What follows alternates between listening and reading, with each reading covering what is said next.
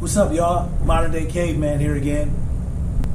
Well, today was my first day at work, and I have to say, I love my job. It was pretty cool. I got a chance to meet a couple of the crew members, meet a couple of co-workers, and it's going to be interesting. It's going to be real fun, man. I think I'm going to have a lot of fun down here, man, doing God's work. I know that I got a chance to do my first interview today. Like, I interviewed one of my crew members. This is going to be part of my crew, and like, they put me to work immediately as soon as I got down here. Like today was my first full day, and it's going to be interesting. As you can see, I'm still in the hotel room. It's going to I guess the devil's a liar. Y'all know that, right? You know the devil is a liar. I say that and I mean that. He's trying his best to derail this because he knows that there's going to be a lot of good done for God's will down here, and I'm going to do it. But my apartment is there's still a couple days they need to get it up to par, and I like my apartment. God, it's huge, and I got a real kitchen and a real stove, and I got a big refrigerator instead of a mini refrigerator. And so I can't wait to go grocery shopping. Like, I want to go grocery shopping. This will be the first time that I went grocery shopping. Well, I take that back. I went grocery shopping at my last spot, but I found myself when I got to the checkout aisle and I was scanning all my stuff, I realized I bought all commissary items. I was like, what the heck, man?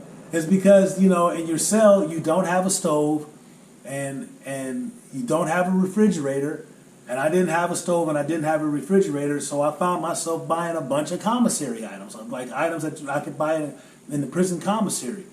And I looked at that when I was checking it out, and I was like, man, this is terrible, man. Like, I'm still stuck in prison out here, but it was more of a convenience thing. I wanted some foods in case I got hungry.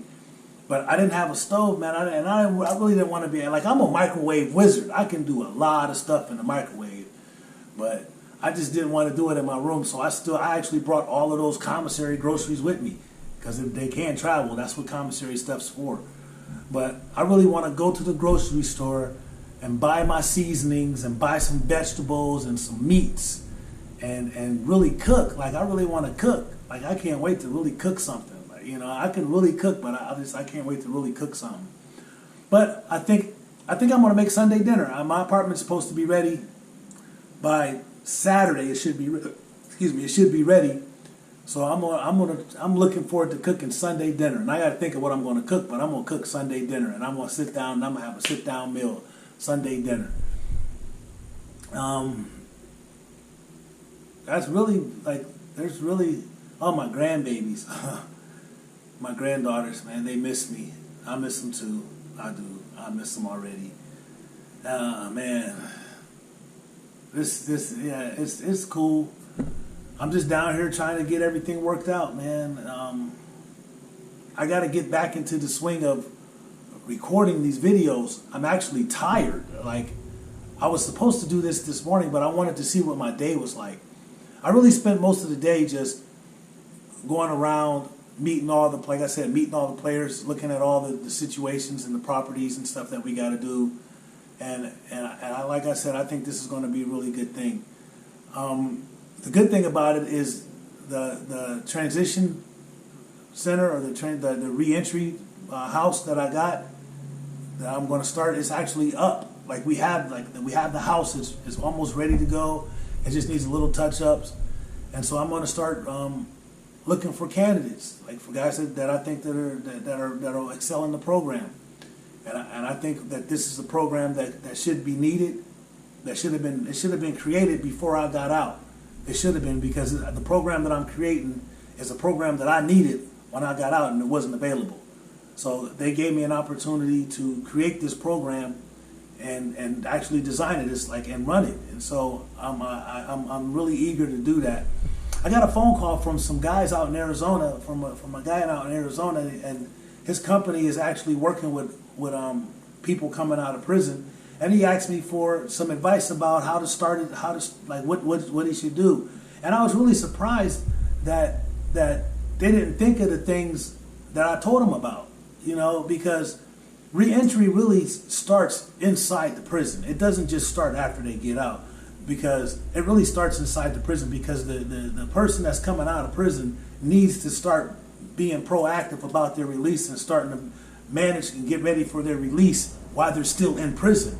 You can't come out of prison and think that you can just, wing it. You got to have a plan. You got to have a plan, and you got to have a support system, and that's what I'm creating for them is a support system. But I want guys that planned for their release and that are eager to get out and need that second chance or that third chance or that fourth chance, right? So that's what I'm looking for. I know that I can screen these guys, and I can pick the guys that I know that are going to be like they're going to want to succeed. That's my first thing. And I also told them about the release. Like, you have to, in order to help a guy, you got to help him from the time that he leaves that prison gate, right? Because that's the time that's really needed. But that's the time that's really, from the time that he leaves that prison gate to the time that he lays down at night. That's the most important part of a person's reentry, of a successful reentry, because it's at that time right there that they need that support system. They need to know that they got a safe place to sleep at night. They need to know that when they wake up in the morning, everything's going to be cool. It ain't going to be pressure or anything like that, man. They need a smooth transition, man. And so that's the program that I want. I want to create this program where they got a support system, man. We can provide them housing. We can provide them food. We can provide them clothing. We can provide them medical. We can provide them employment, right? That's what we're looking to do, to give them a foundation so they can launch. That's what I like to call this, the launching pad. That's what I want it to be. Everything that my mom's house was for me, I want that to be for these guys coming out of prison. That's what I want. And I got a pretty good idea how to go about it. And like I said, the hardest part was getting the building. We got that. I got a business plan. I got a business plan that's actually written out and ready to go, and how I'm going to design it. I got a plan of action. That's what it's called, a plan of action. I got it. And I think this is going to be fruitful. I really do. I really think that this is going to be a fruitful adventure. Okay. Well, that's pretty much it. That's pretty much it. And I don't know, one thing before I go. I won't be putting these individuals on camera. I'll just be giving you updates, and then things that I'll be doing, I'll do that. But other than that, I'm not going to be putting these guys on camera, because and these women too, because actually my first client is a woman. Like, my first crew member is a woman, and I'm good. I'm glad with that, man, because she's HVAC certified, HVAC certified, and she needs a job. And I got a chance to interview her. I was like, yeah. And so she's the first member of my crew, and I'm proud to say that it was a woman. So go women, go women, go women. All right, well, I gotta say it.